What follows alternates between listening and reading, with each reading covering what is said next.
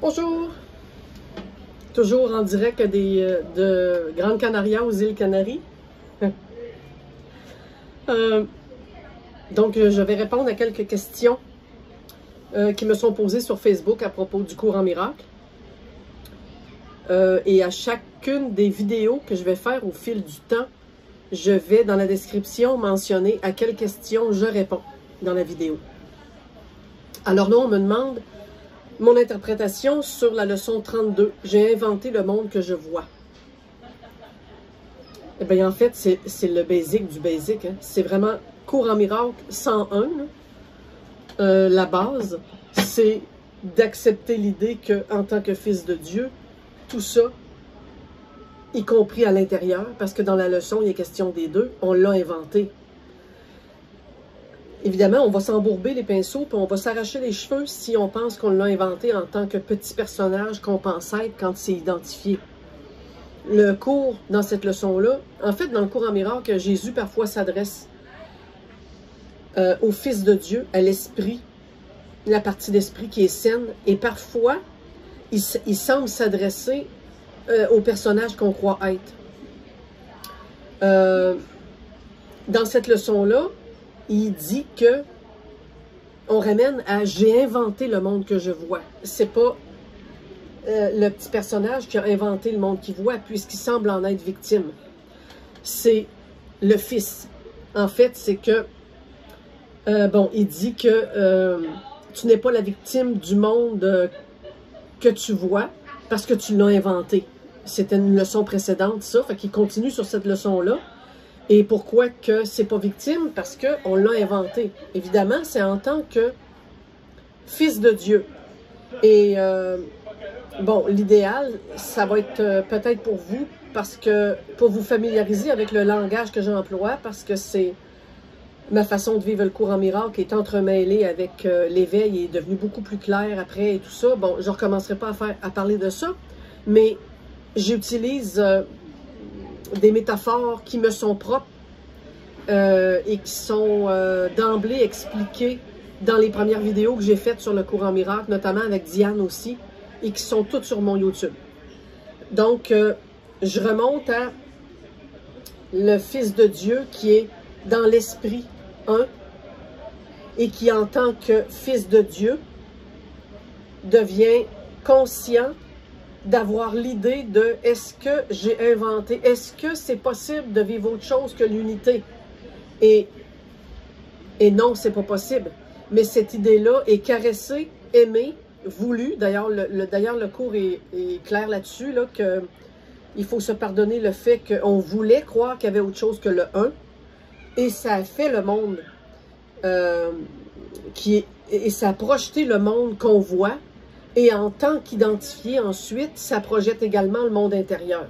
Fait que c'est beaucoup plus facile de penser que notre intérieur est vrai, mais que l'extérieur, je le subis.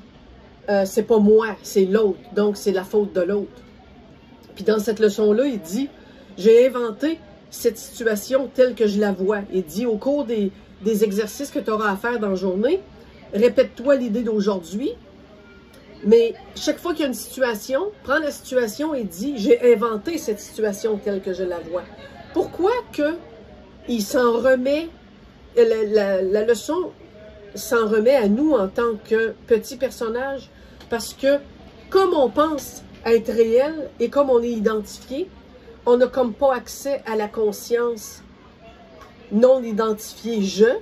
L'éveil nous donne cet accès-là, dans le sens qu'on sait qu'on l'est, donc c'est même pas un accès, c'est un sujet, on est cette conscience, mais tant que ça, c'est pas établi, lui s'adresse à monsieur, madame, tout le monde, et il dit, fais cet exercice-là et accepte que tu as inventé la situation telle qu'elle est là, et tu as inventé le monde tel qu'il est là, parce que on doit commencer par où on est.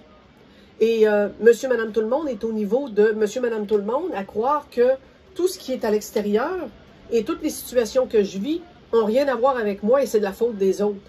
Et comme ça, c'est sans cesse reproché, ben, le problème n'est jamais réglé. Puis le problème, c'est qu'il n'y a pas de monde. Il y a que le Fils qui dort, qui rêve à son monde au sein de l'Esprit 1 Et donc, la leçon dit, tu n'aurais qu'à accepter pleinement que tu n'as jamais été victime de ça et tu le règles en 2 minutes, c'est terminé, tout disparaît. Alors voilà, ça c'est la lecture. C'était la première question qui était « Est-ce que tu peux interpréter? J'ai inventé le monde que je vois, leçon 32. » Ensuite, on me demande « Est-ce que tu peux parler de l'Esprit Saint? » Les gens sont souvent un peu confus quant à qu'est-ce que l'Esprit Saint dans le cours. Et là, il faut remonter au niveau de l'application de l'idée du Fils. C'est-à-dire que quand le Fils caresse son idée de faire un autre monde que celui qui est déjà là par son Père, il trouve que l'idée devient de plus en plus réelle et à un moment donné, il y a une scission, il y a une séparation qui se fait. Et dans cette séparation-là, il y a la conscience tout à coup que l'idée qui a été caressée de vivre autre chose que le un est arrivée. Il y a une scission, c'est l'arrivée de la conscience, c'est le Big Bang. Et là, le Fils est un peu mal pris avec son affaire parce que tout à coup, il pense que c'est vrai. Il pense que dans son esprit créateur, il a vraiment réussi à usurper le trône de Dieu, à prendre la place de l'Esprit 1 et à faire lui-même son propre monde. Et il ne sait pas comment remettre ça en arrière. Il ne sait pas comment revenir en arrière. Ça se passe toujours en esprit. Hein? Il faut penser que le Fils n'a pas un esprit différent du Père. C'est la même force de volonté, la même puissance de création, la même capacité de prendre une pensée, le verbe, et dans l'esprit et de la rendre réelle. En ce sens-là, on peut penser qu'il y a plein d'autres mondes qui existent. Comme si Dieu était toujours en train de créer. Mais c'est lui, mais c'est pas lui. C'est une extension de, le cours, il dit, Dieu s'étend. Et s'étendant, fait son Fils, crée son Fils. Donc, on peut penser l'Esprit éternel qui est toujours en train de s'augmenter lui-même en s'étendant. Et ça fait le Fils. Et le Fils, lui, pense qu'au lieu de continuer cette affaire-là, dans l'un, il pense qu'il arrive une idée, l'idée folle du cours, s'il y avait autre chose au lieu de la vie éternelle en un seul esprit. Et quand il est pris avec son idée et qu'il est convaincu qu'elle est réelle, c'est une peur immense. Là, l'émotion de peur se crée. Ça coupe l'amour, ça semble la fissurer et ça semble présenter l'inverse de l'amour automatiquement, la peur. Et comme ça devient immense et immense et immense, le cours il dit qu'à ce moment-là, le Fils se dit, tiens, j'ai une idée, comme je ne peux pas sortir ça de nulle part, ben, je vais faire un lieu, je vais mettre ça dans un coin de mon esprit où j'aurai pas accès à ça et je serai plus obligé de vivre avec l'énorme culpabilité.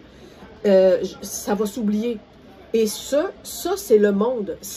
Il se met à rêver que cette culpabilité-là d'avoir créé le monde, il appartient pas, il la projette dans une zone de l'esprit. Et ça devient le monde dans lequel on est. On est les protagonistes du sentiment de culpabilité du Fils de Dieu qui a cru avoir fait quelque chose de terrible, quand en fait, il suffisait de se revirer de bord, de constater que non, je suis toujours dans l'esprit 1, et ça se serait défait. Il a oublié, le cours le dit, tu as oublié de rire, c'était juste une idée folle, une idée qui ne se pouvait pas. On ne peut pas sortir de l'esprit 1 parce que il n'y a que l'esprit 1. Si tu ne peux pas en sortir, qu'est-ce que tu fais si tu veux cacher quelque chose d'énorme?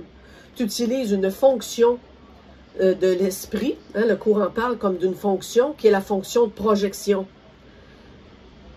Et le monde qu'on vit est créé. C'est la même affaire qu'un rêve de nuit, qui est une projection, une capacité du cerveau qui projette des images à partir de l'inconscient. Et à ce moment-là, comme c'est fondamentalement impossible de se séparer vraiment, et même si le Fils de Dieu a pensé qu'il séparerait son idée de culpabilité en la mettant dans un monde, c'est pas vrai. comme c'est impossible de séparer tout ça pour vrai, automatiquement, dans le fait de se vivre séparés et de se vivre dans un monde, hein, c'est moi, toi, les autres, tout ce qu'on est, les uns les autres, a automatiquement suivi l'essence de Dieu. Ça ne pouvait pas faire autrement parce que ça ne pouvait pas faire autrement. C'est comme on est l'absolu, on est Dieu. On a tellement la même essence que lui, même si on est issu de lui, on est son esprit étendu, on est le résultat de son idée, de son verbe, et même si on est en quelque sorte un résultat, il s'est étendu en fabriquant l'esprit fils que nous sommes. Ça, là, ça ne peut pas disparaître. Quand même qu'on rêve et qu'on rêve et qu'on rêve et qu'on fait des milliards de rêves différents pour cacher l'idée de base qu'on a fait une gaffe en voulant se séparer, c'est fondamentalement impossible. Et c'est cette bienheureuse possibilité-là qui fait l'Esprit Saint. C'est dans tout ça, la matière noire, l'invisible, l'air qu'on respire, la conscience que l'on est. On peut dire que c'est l'Esprit Saint, c'est le lien d'essence éternelle qui, qu'on le veuille ou pas, va toujours être là. Alors ça c'est, on peut même pas dire que ça s'est fait automatiquement au moment où le Fils de Dieu a perdu la connaissance qu'il était encore avec le Père pour devenir conscient d'un monde, hein, parce qu'ici on est conscient du monde. En Dieu, il n'y a pas de conscience d'un monde. Hein. La conscience, c'est pas Dieu. Là. La conscience, c'est la séparation. Et dans le cours, c'est clair ça aussi. Mais cette connaissance-là, elle persiste à quelque part. Et c'est elle qui automatiquement suit. C'est une forme d'essence qui est tout le temps là et que le cours a appelé l'Esprit Saint. Et voilà, donc c'est quelque chose sur lequel, au début du cours, quand on pratique, on peut qui est fortement conseillé de se fier, de s'en remettre. Bon, j'aime mieux ce mot-là, je cherchais le mot. De s'en remettre parce que, ce faisant, tu t'en remets à la partie la plus saine de l'esprit séparé qui est là.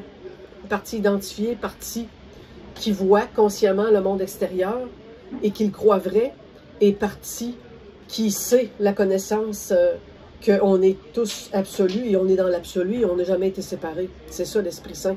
C'est ce lien-là qui persiste et qui fait en sorte qu'on ne peut jamais se perdre pour vrai. Le cours est drastique là-dessus. Il y a une fin au monde que l'on perçoit, que le Fils a fait. Il y a une fin. La fin, c'est le pardon. On me demande aussi, qu'est-ce que l'auteur entend par miracle au final? Et toi, comment tu le traduis? Ben, le miracle, c'est la perception juste. Et qu'est-ce que la perception juste? La perception.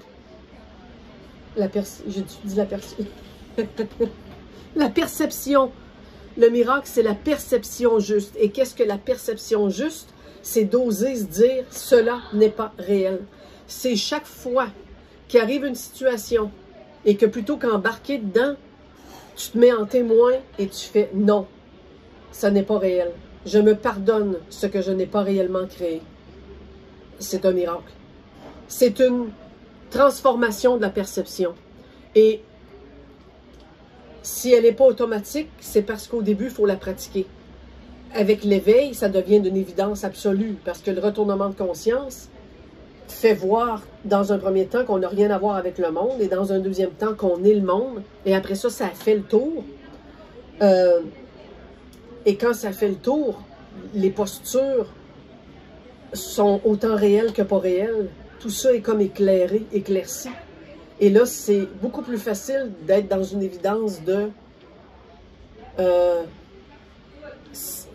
ça n'a pas la réalité que je pensais.